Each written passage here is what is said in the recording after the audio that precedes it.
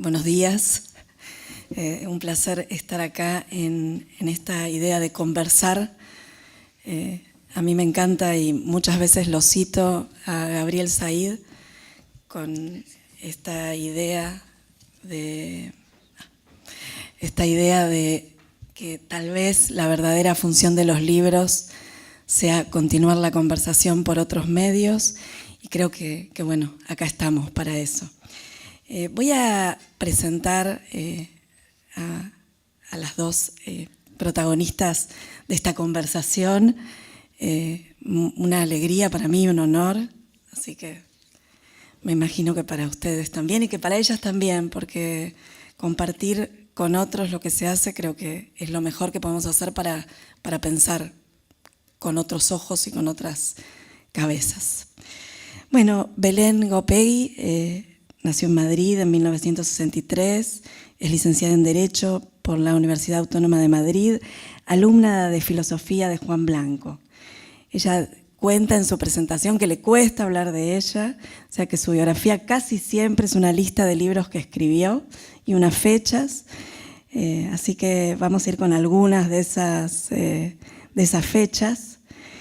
Publicó la novela La escala de los mapas en 1993, Tocarnos la cara en 1995, La conquista del aire, Lo real, El lado frío de la almohada. Acá me detengo porque amé ese título, además de sus libros que también. Me gusta ese detalle, encontrar ese detalle. El padre de Blancanieves, Deseo de ser punk, todas ellas en anagrama y en de bolsillo. Y después también publicó Acceso no autorizado, El comité de la noche, y en septiembre de 2017, Quédate este día y esta noche conmigo. Acá muy nuevita, así que la recomendamos mucho si no la han leído aún.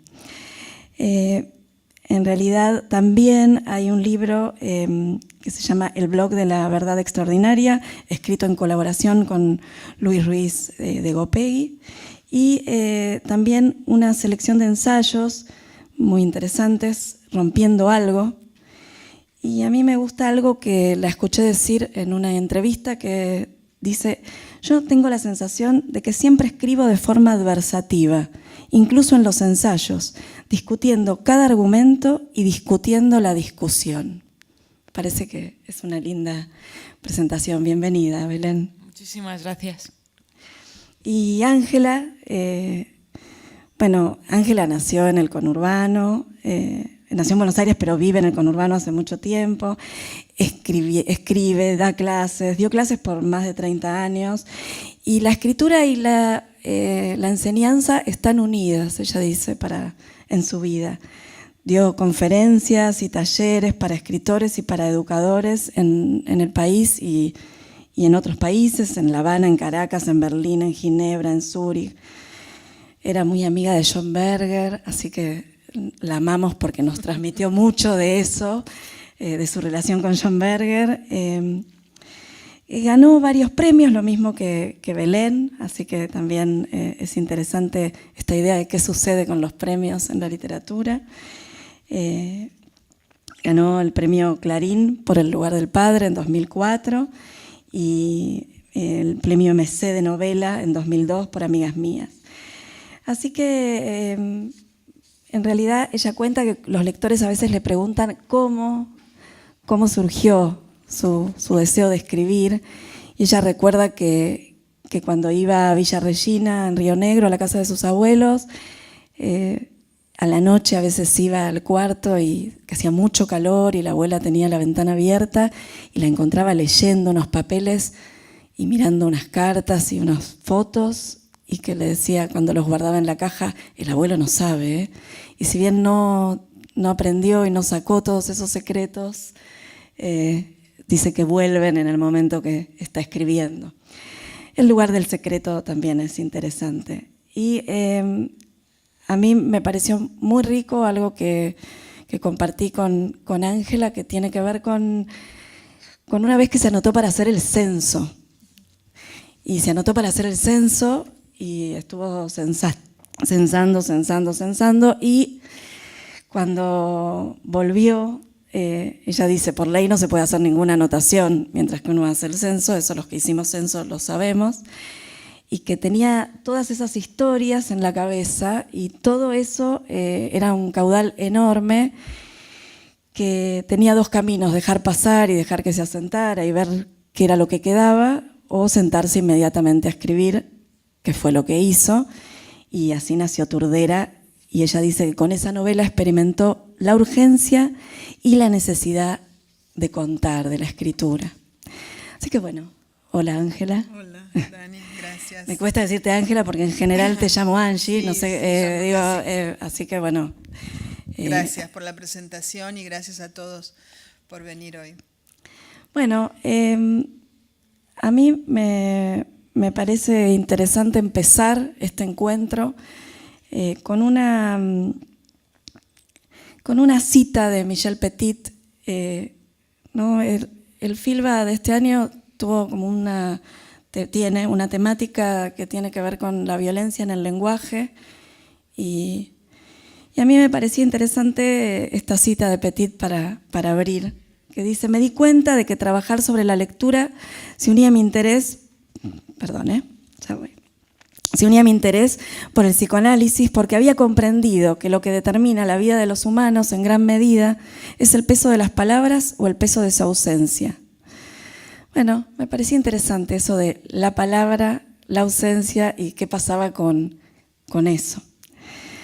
Así que elegí para arrancar esta conversación agarrarme de los epígrafes que dan comienzo a dos de los libros, uno de Angie y otro de Belén, y salieron en la ruleta, Quédate este día y esta noche conmigo, un título que de por sí surge del otro de los epígrafes, que es un verso de Walt Whitman, y me pareció interesante pensar qué pasaba con las palabras y con el lenguaje a partir de aquí. Las palabras, como los números, son de una precisión finita, dicen Ilya Prigogine e Isabel Stengers en Entre el tiempo y la eternidad. La traducción es de Javier García Sanz. ¿Cómo fue esta elección de esta cita y las palabras finitas en tu trabajo y en tu vida como escritora, ¿no? Hola, bueno, pues buenos días otra vez.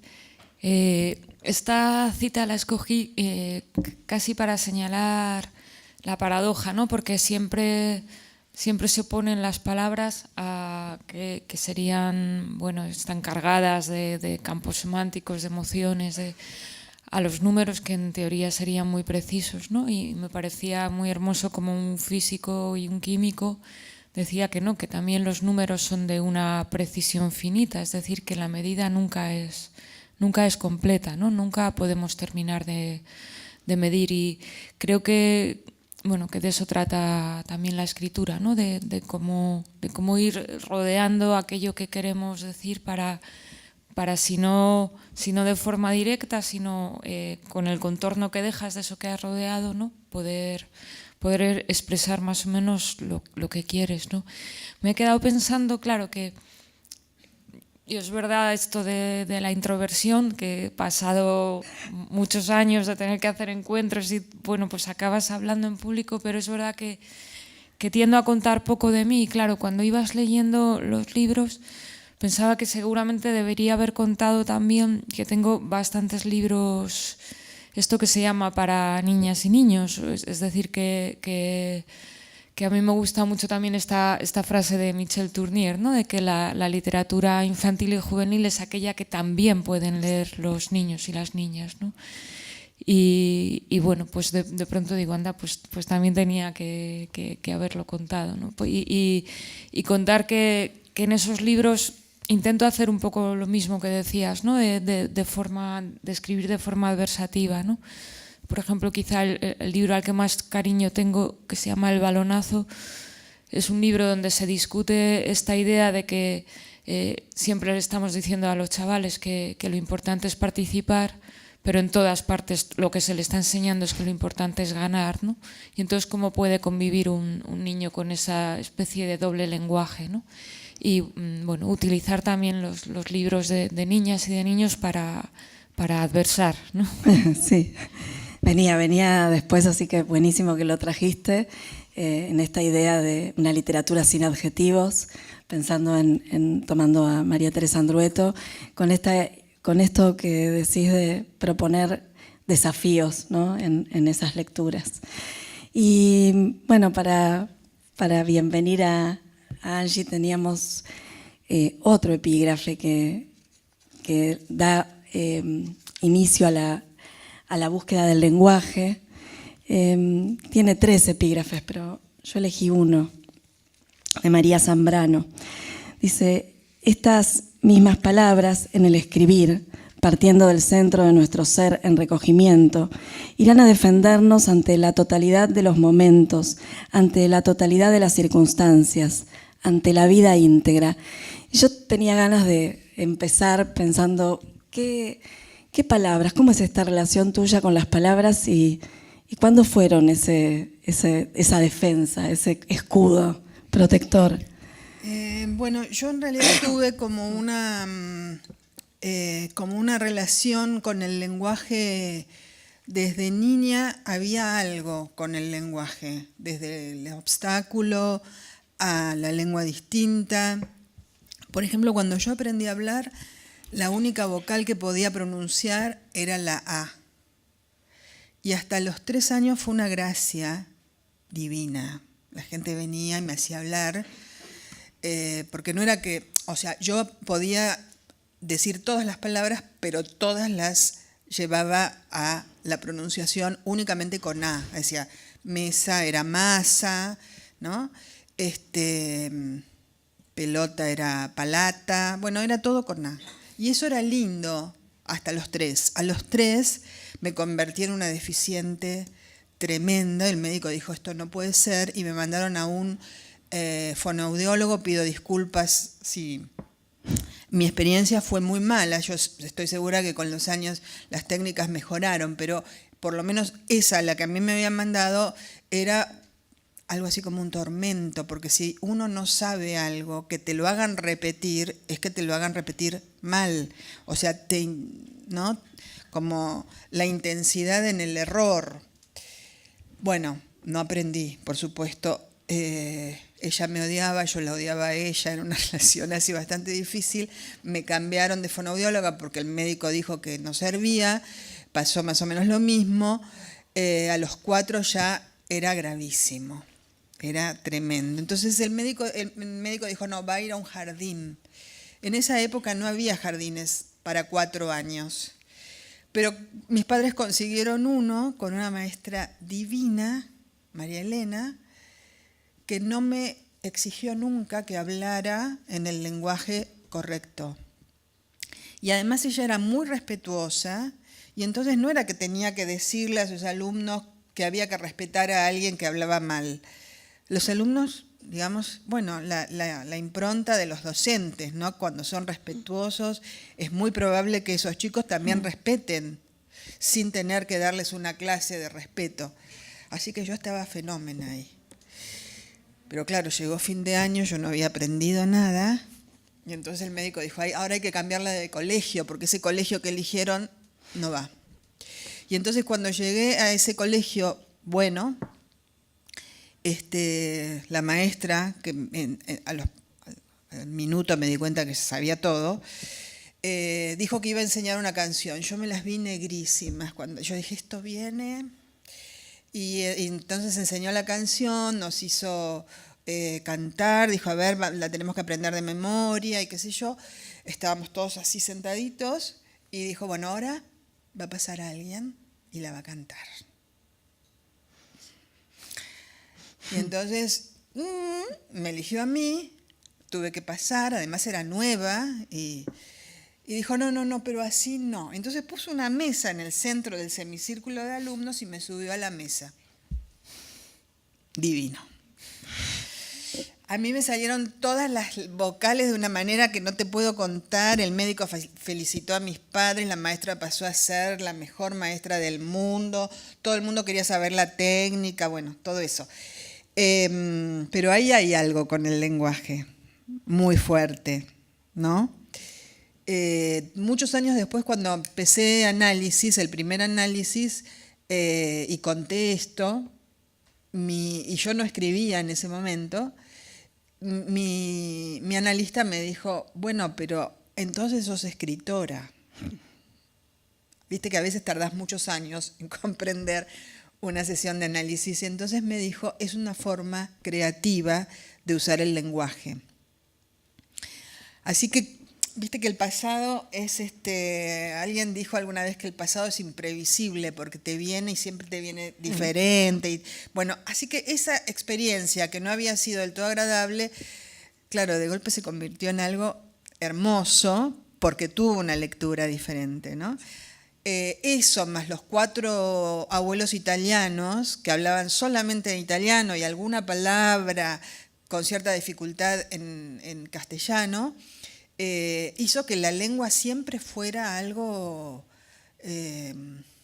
con cierta presencia en los días, en los juegos, en todo, en mi vida, digamos. Claro, ese lugar del lenguaje. Marina Colasanti dijo hace poco que quiere un lenguaje que lata, ¿no? Que quiere que el latir, que tenga una cuestión de las palabras que nos defienden que tenga como una cuestión de latido, ¿no? Y ella le pide que sea palpitante como una vena, ¿no? Y a mí me gustaba la idea de pensar, Belén, ¿vos qué le pedís al lenguaje? ¿Cómo te relacionás con el lenguaje? Bueno, impresionante la historia, muy bonita. Yo le he dado bastantes vueltas a esta idea de que el lenguaje en realidad es digital, ¿no? Que no es analógico, en el sentido de que la palabra mesa no es, la palabra grande no es más grande que la palabra pequeño, o nada hay en la palabra mesa que nos remita a una mesa, ¿no? Ni en la palabra cuadrado algo que nos remita a un cuadrado, ¿no? Y creo que en realidad casi toda la escritura es precisamente tratar de eso, de convertir algo que es digital, que está separado, que son caracteres que en principio no guardan ninguna relación lógica con lo que están designando, en hacer que, digamos, en introducir una especie de música que haga que eso al final sí que guarde una relación a la hora de escribir, ¿no? Al menos es lo que yo intento, ¿no? Que me gusta mucho esta idea de que el estilo, cuando es excesivo, de alguna forma mata al escritor, porque lo que hace es le hace convertir su lenguaje en un arma y todo te centras en el lenguaje y no ves lo que te están diciendo. Y en cambio, cuando es pobre, lo que hace es matar al lector, porque desaparece la fuerza del lenguaje, ¿no? Pues no hay nada más que una serie de palabras una detrás de otra.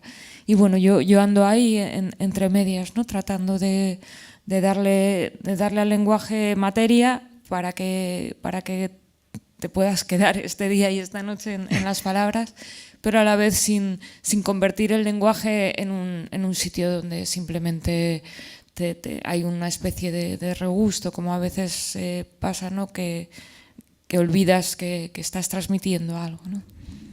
Qué bueno. Una de las cosas que teníamos ganas de hacer en esta conversación era poner en conversación algunos fragmentos de los textos de Ángela y de Belén. Así que si tenés ganas de empezar, Angie, con alguno, con algún fragmento. La idea de entrar en las palabras y en la conversación a través de palabras creadas y escritas por ustedes. A ver, Bartés dice que nuestra habla no puede ser apática. Nos recuerda que cada cual debe luchar con el lenguaje, que esa lucha es incesante y también que el lenguaje es vasto y virtuoso. Palpitamos encerrados en la resonancia y en el eco. Todos deseamos una labia grácil y liviana para vocalizar los versículos, pero un fárrago de sustantivos se nos escurre, se desliza a cada paso entre nosotros y terminamos coreando todos una jerga de rumiantes. Los diccionarios listan los vocablos y nos advierten los sentidos de las expresiones y los dichos. Las frases van de boca en boca, los predicados se alargan, se repiten las rimas de los niños, disertamos en la retórica de la arenga y la declamación. En cada uno de nosotros, el lenguaje afirma su memoria y las predicciones. Bocas de sapo, de sirenas, el léxico se replica en las mesas de los bares, en las escuelas, en las lápidas, en los boletos de los trenes. Una avalancha de vocablos se acomoda cada día a las formas gramaticales. Los verbos conjugan su amargor y la dulzura, también conjugan una acidez que avanza, se detiene frente a nuestros labios y nos arroja interjecciones. La elocuencia de las paredes levanta ciudades, de boca en boca, en la esquina y las canchas, en los caminos de tierra y en los hoteles. Todos queremos alcanzar una prédica locuaz, pero el deseo se disuelve porque estamos encerrados en la oratoria de la perorata, de los sermones, la argumentación. Venimos a un mundo con infinitas explicaciones, refranes, hipótesis, aforismos, proverbios, todo dicho. Los discursos se instalan en las sobremesas de las cocinas oscuras y en los patios florecidos y abiertos. La paráfrasis toma cuerpo sobre las camas en las que dormimos y en los púlpitos, las cárceles, los estrados. Mujeres y hombres acatan el dictado de los parlamentos. En la ingeniería de cada oración, el lenguaje calibra su peso, su punto final, sus bordes filosos. Nos satura en el derroche fatigoso de palabras sueltas, en la zozobra de la austeridad de su verba. Rasgamos días y noches el lenguaje, ese bloque, para conseguir solo hebras que se desvanecen al instante. El lenguaje, ese bloque, ese macizo, raspa áspero, y nosotros acá, así, con esta fragilidad en las bocas secas. Gracias. Gracias. Gracias. Y en relación a estas bocas secas, ¿cuándo sentiste esta necesidad de escribir? Porque te pasó algo primero con una especie de análisis sintáctico que hacías cada vez. Esto yo lo leí y me quedé como, ay, ¿qué pasó acá? Escuchabas hablar y te la pasabas analizando sintácticamente lo que el otro decía. Sí, yo en la secundaria era, mi materia era, por supuesto, esta, ¿no? Y además me gustaba esa parte un poco áspera para todos, que era el análisis sintáctico, me fascinaba, pero me fascinaba. Era, digamos, deseaba que la profesora me llamara para corregir las oraciones, Y después ese gusto y ese placer se fue como desviando, ¿no? Y además, bueno, después seguí la carrera de letras, me especialicé en gramática, entonces yo hablaba con las personas o escuchaba a las personas hablar y al mismo tiempo hacía el análisis sintáctico de las oraciones que estaban diciendo, una locura. Pero no era que no atendía el contenido, o sea, yo... Nada, comprendía, seguía el hilo de la conversación, respondía todo, pero además analizaba sintácticamente. Y bueno, después eso se fue calmando, a veces tengo ganas de que vuelva. Pero la verdad es que creo que me ayudó mucho a escribir. Aunque parezca ríspido el análisis sintáctico de las oraciones, me parece que la función de las palabras en una oración... saberlas, conocerlas, ayuda a la escritura. Está bien, está bueno, como que te dio un lugar para entrar, como una puerta para entrar y como una estructura donde habitar. Como una estructura, exacto. Para habitar. Y Belén, me quedo pensando en invitarte ahora a leer un fragmento a vos y así después te hago algunas preguntas. Muy bien. Lo que voy a leer es un texto escrito en primera persona por un personaje que es una chica de unos 30 años que ha tenido que volver a tiene una hija, está separada y ha tenido que volver a casa de sus padres en España. Por la crisis es algo que ha sucedido mucho, ¿no? Personas que se habían ido de casa han tenido que volver, ¿no? No siempre estoy donde debería y más bien casi nunca. Así que vengo a las palabras. La yema del dedo roza la tecla. Escribo dientes de la democracia. Escribo café en abismo. Luego escribo que me hundiré mañana, cuando todos despierten, mis padres y la niña. Con los ojos tapados por dentro para que no me vean perpleja ni furiosa, la llevaré al colegio. Saludaré a las otras madres y a los otros padres, la mayoría velando su locura como yo la mía. Tal vez tome café en abismo, con 2 o 3, y seremos prudentes para no contar que odiamos todo. Cuando nos dicen que estudiar requiere un cuarto y silencio y orden, cuando nos hablan de que los niños ya tienen que ir aprendiendo a organizarse, no olvidar las tareas, el chándal y la flauta. Joder, si es su vida lo que van olvidando de una casa a otra, de una crisis a otra. Lo que menos nos importó a Marina, a Héctor y a mí fue cuando nos separamos. Llegamos a un acuerdo, la niña nos veía respirar otra vez, abrir las alas. Pero la rabia de nuestros trabajos de mierda, de los cambios de casa forzados, del llegar tarde y salir temprano, y hoy duermes con tu amiga, mañana con los abuelos, esta noche no hay cuento, papá no se ha enfadado contigo, es que se ha peleado esta mañana y todavía está un poco mal. ¿Y por qué se ha peleado? ¿Y dónde le han pegado? No es que le hayan pegado, es que violencia es pedir que te dejen trabajar. Pero no estoy diciendo esto, estoy cambiando el puto chip, aunque no tenga chip que cambiar y no soporte esa expresión. Estoy tapándome los ojos por dentro y busco un tema o un juego que nos lleve a otro sitio. El horror es pensar qué pasará si un día Marina se da cuenta y cuando lleguen las cosquillas no se ríe por mis manos, si ya no ve el juego y lo que ve es mi salida de emergencia, tapiada por más señas. Pero hoy todavía se ha reído, cuando escapé de sus preguntas con cosquillas, ¿y qué harás? ¿Y qué le pasa a los abuelos? ¿Y cuánto tiempo? Cuando no supe qué decir y me tumbé con ella y empezamos las guerras de cosquillas, se reía y hasta yo me reí. No ha habido café en abismo. Los padres y madres se han dispersado como después de una bomba, como si algo urgentísimo les reclamara. La mayoría está en paro como yo. Más que correr, huye hacia algún sitio de los espejos. Lo sé porque yo también huyo. Muchas gracias.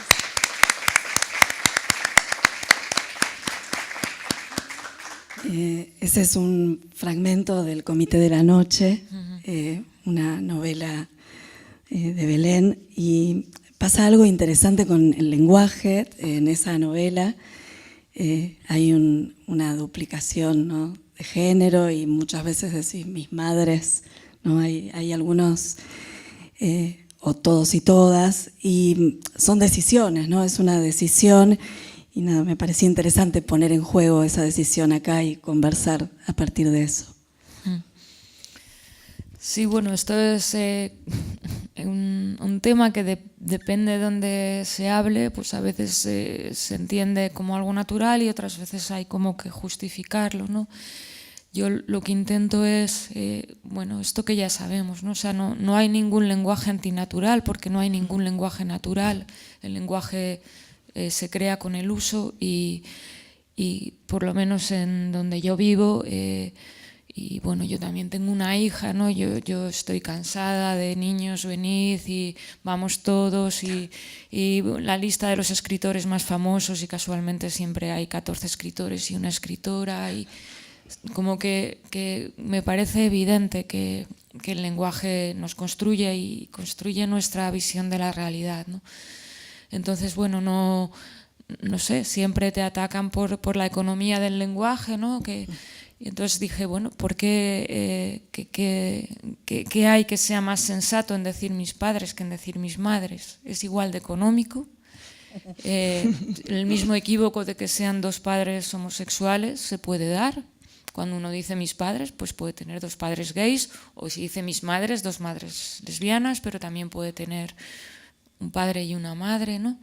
Igual que, no sé, por ejemplo, hay un amigo que me parece que me gusta mucho, que él cuando habla de la maternidad de una idea, ¿no? En vez de la paternidad.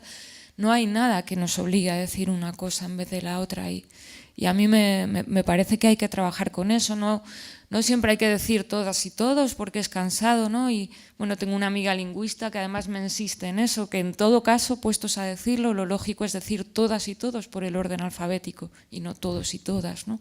O escritores y escritoras.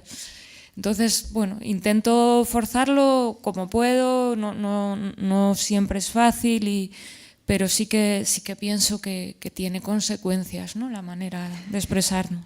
Sí, totalmente. Yo creo que hay algo en cómo nombramos y cómo decimos lo que decimos, no es inocente, y lo que decimos y vamos formando y armando con esa palabra que nombramos.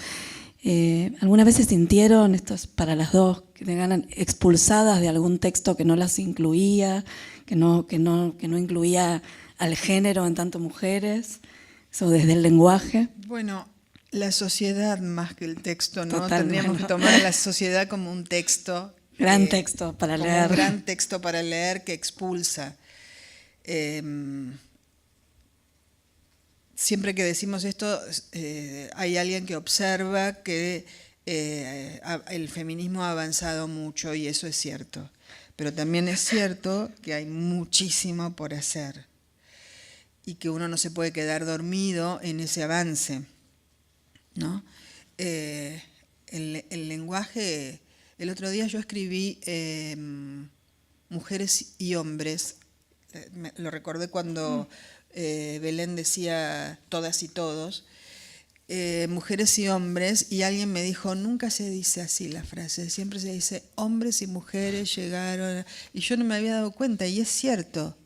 En los textos siempre se dice hombres y mujeres, no importa qué texto sea, pero siempre ese es el orden, ¿no? Sí, yo me sentí muchas veces excluida del texto social, y hay cosas que siguen pasando que son tremendas. El otro día fui a un negocio con mi hijo, que tiene 28 años, y el señor que nos atendió lo saludó a él y le dijo buenos días y le dio la mano. Y entonces mi hijo le dijo, te presento a Ángela, que está acá al lado mío.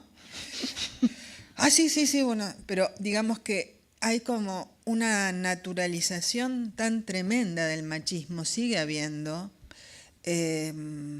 A veces escucho esto de que, bueno, las generaciones jóvenes ya no tanto, no lo sé. La verdad es que quisiera pensarlo así, pero no lo sé, no estoy muy segura. También observo machismo, bueno, cómo no, ¿no? Si fueron criados por machistas, padres o madres machistas, pero la verdad es que se observa en jóvenes un lenguaje sexista, actitudes machistas. Yo lo observo por lo menos, no sé cuál es la experiencia de ustedes, pero sí, muchas veces me sentí expulsada del texto social. Belén, no sé si querés agregar algo. Sí, hay una historia que se cuenta, es una historia de un maestro zen, ¿no? Que le dice a su alumno, aquí tengo un palo, si dices que es real, te daré con él, si dices que no es real, te daré con él, y si no dices nada, te daré con él, ¿no? Con lo cual el alumno lo único que puede hacer es romper el contrato de aprendizaje, ¿no? Y rebelarse contra el maestro y quitarle el palo y darle con él en la cabeza, ¿no? Y yo tengo la sensación a veces que con esto del feminismo pasa lo mismo, ¿no? Porque si dices que hay machismo todavía, pues parece que te estás quejando y qué tal. Si dices que no lo hay y actúas como si no lo hubiera, pues estás, de hecho, olvidándote de la represión que hay. Y si no dices nada, estás callando y otorgando, ¿no? Entonces, ¿qué podemos hacer, no? O sea, nadie quiere ir de quejica por la vida, pero tampoco quieres consentir. Y entonces, pues no sé, o sea, ya pues a veces dan ganas de coger una metralleta y disparar al aire, aunque sea, ¿no? Entonces, yo creo que sí, que es obvio que estamos excluidas, y es obvio que la propia obligación de decir que te sientes excluida te excluye más. Con lo cual, pues aquí estamos, a ver qué hacemos con el palo. Agrego una sola cosita, dale. Los escenarios docentes suelen ser muy machistas. Yo a veces cuento un episodio que a mí la verdad que me afectó muchísimo, y es que viene la directora de lo que entonces era la EGB y nos dice a los profesores de lo que entonces era el 8º año que teníamos que elegir abanderados y escoltas. Era una elección de los docentes, no era una elección por promedios, aunque también podía tenerse en cuenta, pero había otras cosas también. Y bueno, y entonces hicimos una reunión con los que estábamos y nos llevó tiempo y pensamos y finalmente después de no sé cuánto le llevé la lista. Y entonces ella la leyó allí y me dice, se equivocaron. Y yo pensé que estaba mal escrito, no sé. Y le digo, ¿dónde? No, me dice, pero el abanderado es el varón, porque queda divino el abanderado con 2 escoltas niñas a los costados. Hace poco que pasó esto, no fue hace muy poco que pasó. Y es la directora de una escuela.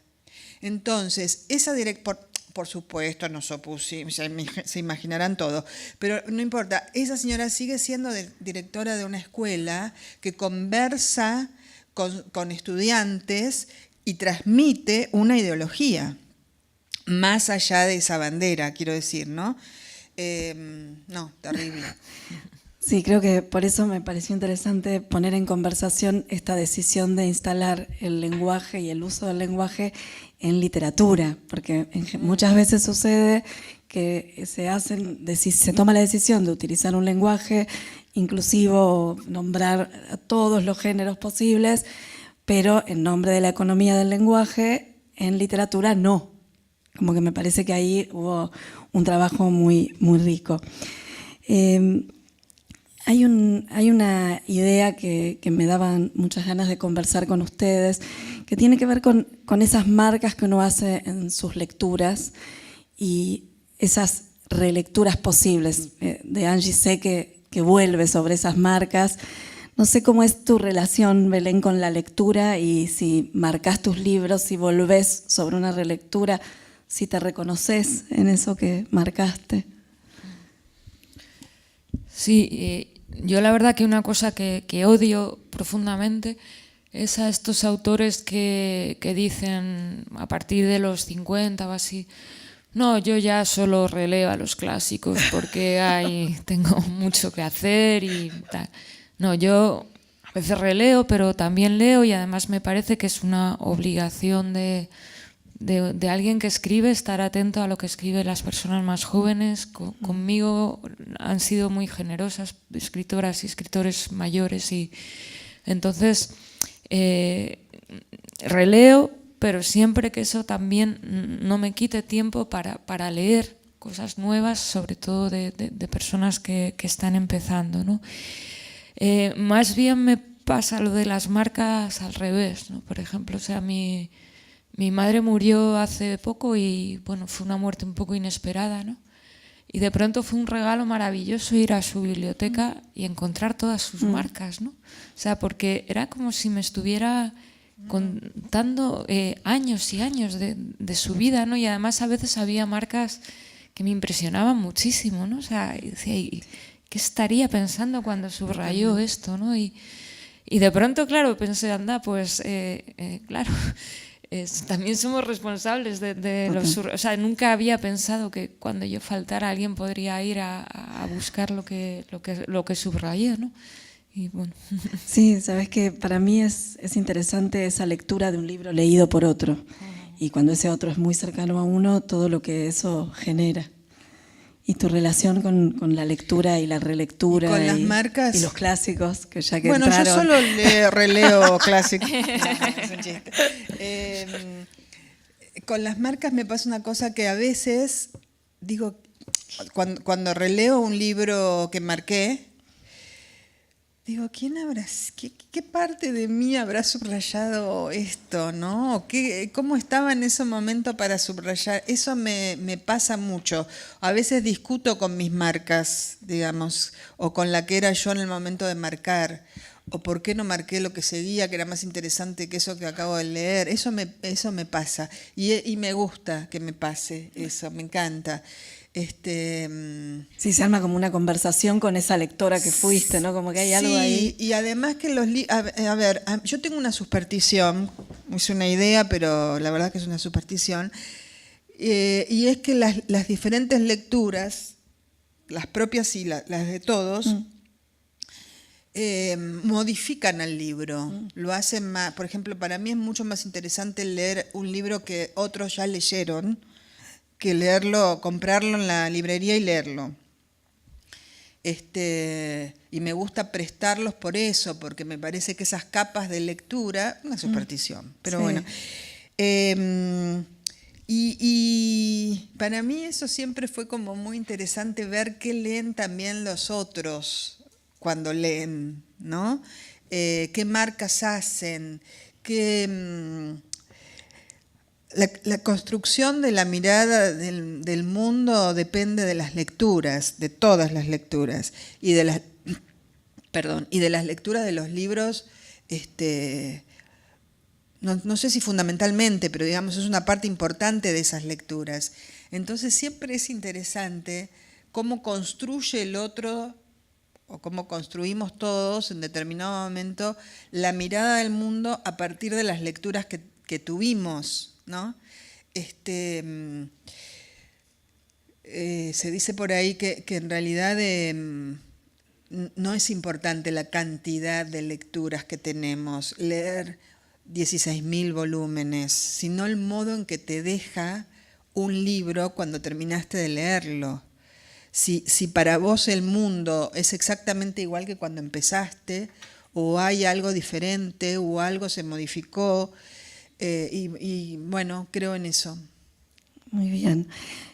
Vos leíste un fragmento del Sentido de la Lectura, que es un libro que realmente, si bien vos afirmás que en general para vos toda escritura es en colaboración, es como un libro especialmente en colaboración. ¿Cómo fue ese recorrer la lectura con otros, ¿no? Hablando de estas lecturas que se van armando y esas experiencias, y hablar de la lectura a partir de la experiencia? A mí me gustaba esto que hacen los músicos de invitar al escenario a otros músicos a cantar, y me parecía que en general los escritores no lo hacíamos. Por un lado me parecía eso, y por el otro lado no siento lo que muchos escritores sienten, que es la soledad de la escritura. Nunca la siento, nunca la sentí hasta ahora. Y cada vez que escribo, no sé, hay muchos compañeros ahí que están conmigo, y esos compañeros son fundamentalmente los autores y los libros. Y entonces me parecía que escribir un libro sobre la lectura iba a tener un valor distinto si yo podía invitarlos a subir al escenario, digamos, a incorporarse al libro, contando sus propias experiencias de lectura. Muchos de esos autores además yo los leía con mis alumnos en clase, y entonces era como un lazo doble, no sé cómo decirlo, ¿no?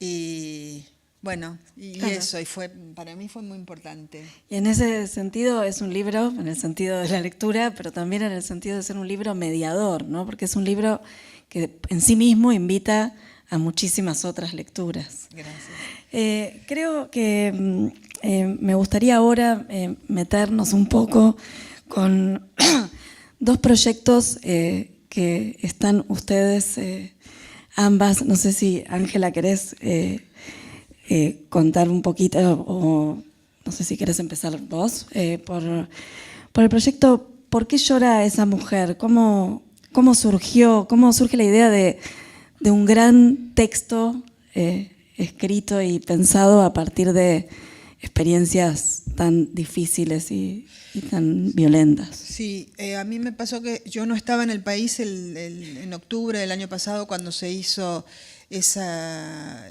manifestación tan importante de las mujeres, que la recordarán, y esa distancia me generaba una necesidad de hacer algo también. Y entonces puse una convocatoria en el muro, que era: narremos las historias de las mujeres que padecen violencia machista. Después ya veremos cómo avanza el proyecto y cómo hacemos para publicarlo, pero mientras tanto tomemos ese testimonio y narremos sus historias. Inmediatamente hubo muchas respuestas de gente que se ofrecía a tomar testimonio y a narrar, y muchas respuestas de mujeres que querían dar su testimonio. Entonces empezó así y es un proyecto que nos está enseñando muchísimo. Convocamos a que lo puedan difundir también. Nos está enseñando muchísimo porque hay muchas mujeres que nos llaman para participar, para contar su historia. En la mitad digamos, toman otra decisión, la decisión de volver al silencio. Para nosotros en el proyecto lo más importante es la mujer y la historia que atraviesa, o sea, cualquier decisión que tome estará bien, no intentamos convencer a nadie. Nos ha pasado que tenemos a lo mejor el testimonio tomado y la historia narrada y a último momento por alguna situación, y son diversas las situaciones, las mujeres nos dicen, ay, no estoy muy segura. Y bueno, y ahí está la historia, esperando el momento que la mujer decida. Y las historias son tremendas y bueno, nuestra idea es que esas historias se visibilicen, ¿no? Se hagan presentes en la vida de todos nosotros. Sí, como una construcción. Como una construcción social, es un proyecto colectivo, digamos. Sí, ustedes lo llaman, ¿no? Gran libro colectivo, ¿no? Tiene como ese nombre. Me interesaba, Belén, si tenés ganas de contarnos un poco, a mí me gustó mucho el proyecto y la participación en la Fundación Asalto, que es un desprendimiento de la Fundación Robo. Si nos querés poner un poquito en tema, porque me parece como algo para escuchar y leer. Sí, bueno, esto fue en la época del 15M, digamos, surgieron un montón de proyectos que estaban por ahí medio incubados y de pronto el 15M aportó cierta energía, ¿no? Más allá del sesgo ideológico que pudiera tener, lo que sí creo fue ganas de hacer cosas y la fuerza para hacerlas, ¿no? Entonces, a mí hay una frase de un inmunólogo cubano que se llama Agustín Laje, que me gustó siempre mucho, que dice: las colectividades hacen ciencia a través de los individuos y no a la inversa como se puede pensar, ¿no? Para contar que los avances científicos pertenecen a una colectividad y que, bueno, por ejemplo, en el caso de Cuba es evidente, ¿no?, que un país tan pequeño no hubiera podido tener la ciencia que tiene de no ser porque había ahí un proyecto colectivo detrás, ¿no? Y yo esto lo aplico también a la literatura, aunque en teoría la literatura se supone el terreno de lo individual, pero creo que es imposible. O sea, el lenguaje es la herramienta más común que existe. Y cuando escribes no podrías jamás decir esta es mi idea o esta palabra de dónde me viene, quién me la trae, lo que decías tú, Ángela, ¿no? De que no estamos solas al escribir, ¿no? Entonces lo que intentamos fue, un poco también es una idea paralela a lo de la música, porque primero se creó la Fundación Robo, que era una fundación que le pedía a todas las personas que normalmente hacían música y normalmente eran historias de amor, cuánto te echo de menos y tal, ¿no? Bueno, pues que hicieran un esfuerzo por hacer canciones populares y populistas donde no solo se hablara del propio corazón, ¿no? Y además que las cedieran con licencias libres y para que cualquier persona la pudiera usar y en ese momento cualquier colectivo. Y la verdad que se generó una banda preciosa que está todavía accesible y libre para quien la quiera buscar en internet, ¿no? Entonces, bueno, desde el mundillo literario decíamos, si nosotros, unos sosos aquí que no somos capaces de hacer nada colectivo, y entonces creamos esto, que era Asalto, que era pedirle a escritoras y escritores que cedieran textos, que fueran textos breves y movilizadores, y íbamos haciendo distintos asaltos donde al final aparecía firmado todos quienes habían participado, porque no se trataba de eludir la responsabilidad, pero no sabías a qué autor o a qué autora pertenecía a cada texto, ¿no? Era una pequeña forma de transmitir eso.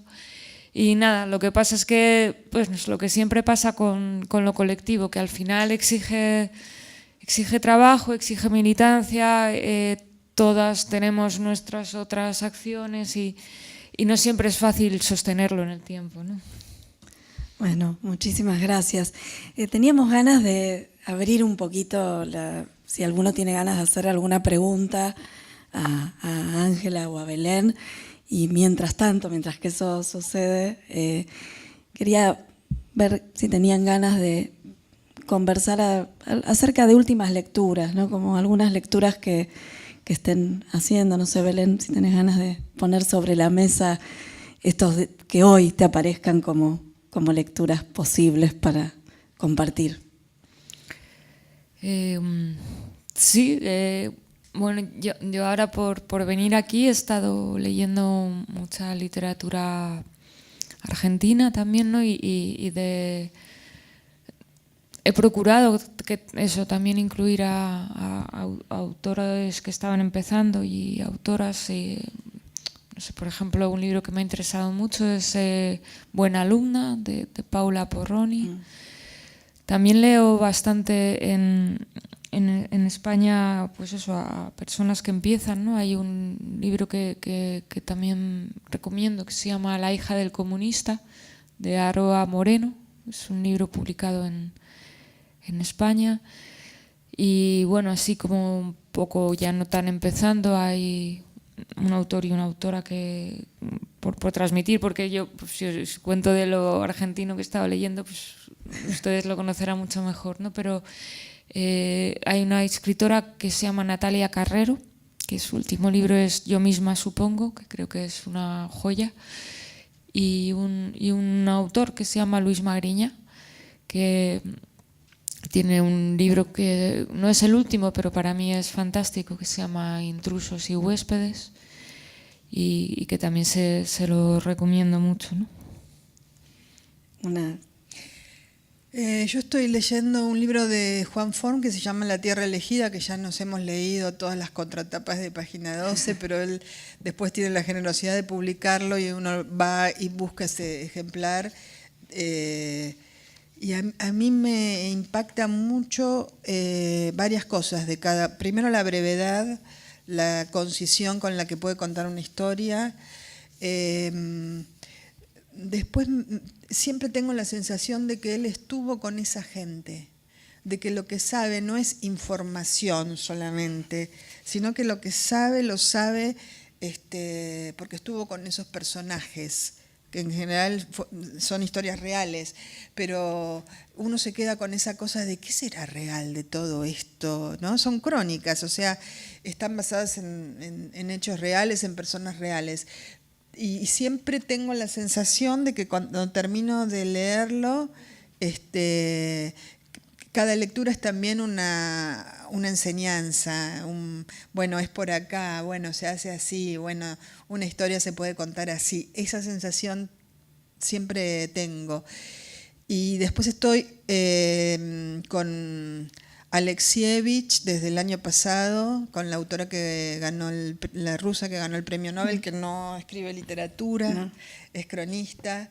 Y me encanta cómo cuenta las historias, como que va al grano. Fundamentalmente me gusta un libro que se llama Voces de Chernobyl, que me parece un libro tremendamente doloroso, que no puedo dejar.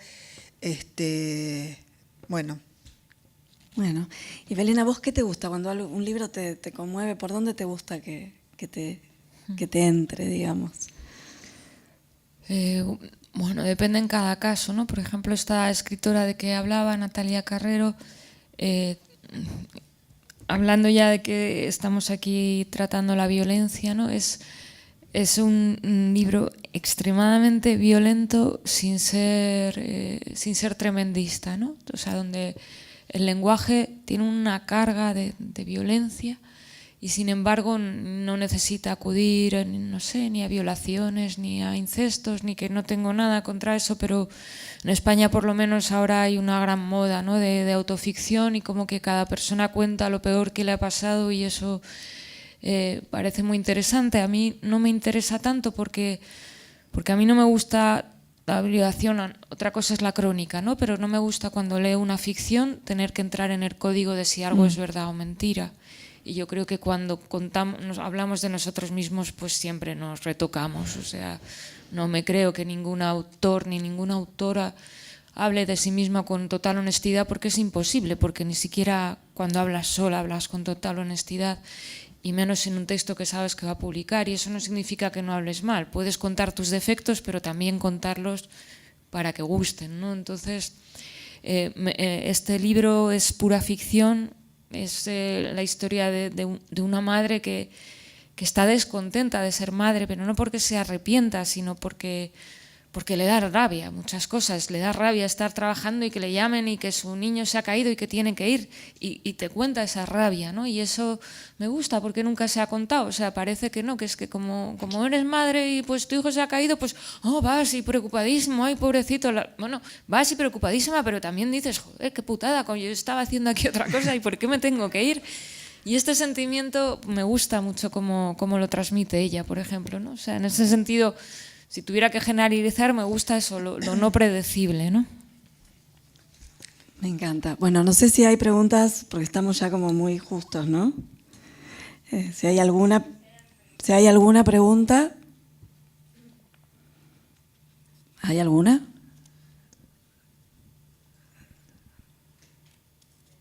¿Silencio?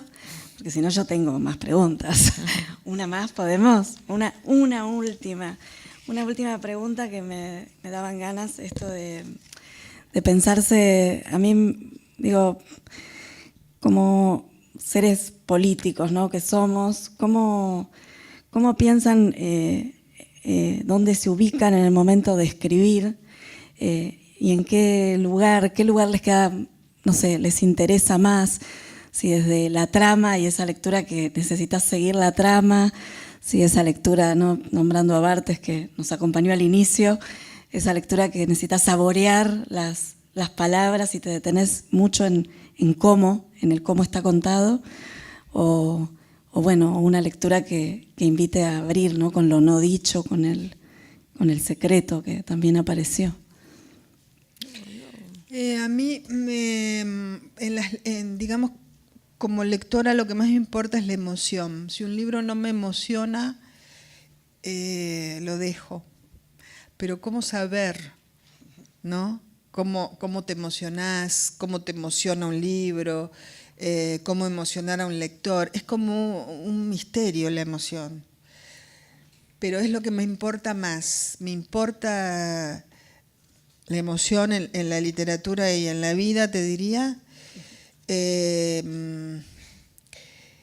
Y más allá de las tramas, a veces leo textos cuyas tramas a lo mejor están fallidas, pero la emoción que me transmite ese autor para mí es lo más importante, como es importante para mí la poesía desde hace muchísimos años. Entonces ya casi como no puedo leer un texto si no encuentro poesía, y no estoy hablando solamente de la poesía como género. Como género, sino ¿no? poesía en el modo de contar. Exacto. Entonces puede ser un cuento, puede ser una crónica, puede ser un texto periodístico, puede ser una novela. Sí, sí. Una novela, puede ser incluso un texto de divulgación científica, si querés. Pero yo necesito encontrar la poesía, que también se disuelve tan rápido, pero que también queda, ¿no? Belén. Sí, yo también la verdad es que me formé leyendo poesía y es lo que más admiro, y vamos, quedaría mi brazo derecho por escribir un buen poema en vez de 7 novelas, ¿no? Pero cada una hace lo que más o menos sabe.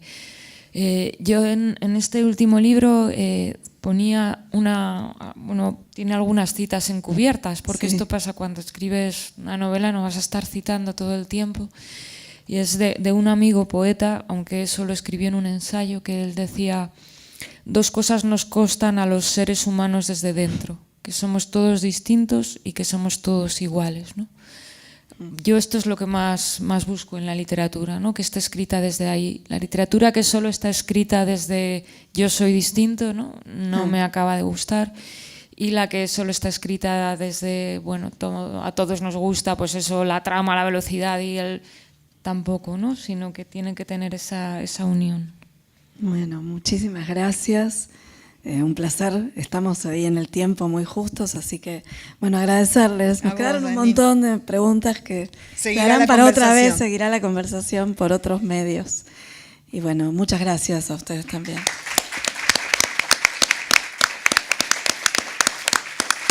Gracias, Dani, como siempre. Muchas gracias.